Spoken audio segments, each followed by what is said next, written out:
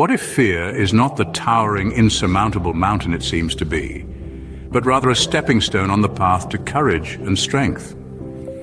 Consider the tale of a humble shepherd boy named David. Armed only with a sling and a handful of stones, he found himself standing before the monstrous Goliath, a giant who struck fear into the hearts of the mightiest warriors.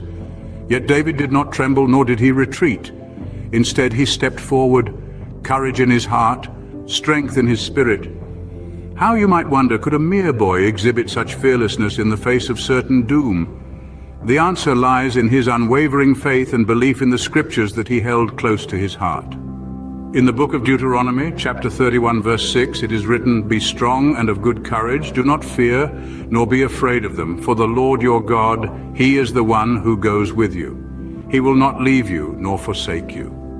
David believed these words with every fiber of his being. He knew that the fear he faced was not something to be vanquished, but rather a catalyst to ignite his courage, a stepping stone to his strength. And so, with a single swing of his sling, David defeated Goliath, turning the tides of a war and becoming a beacon of hope and bravery for his people.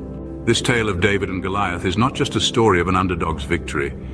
It is a testament to the power of courage and strength, born out of faith and belief. It illustrates that fear, while a formidable adversary, can be the very thing that propels us towards our greatest victories.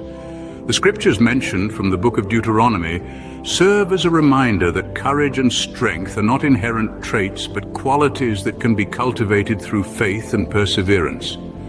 Furthermore, these scriptures reinforce the notion that fear is not an enemy to be vanquished, but a catalyst to ignite our courage, to propel us towards our strength.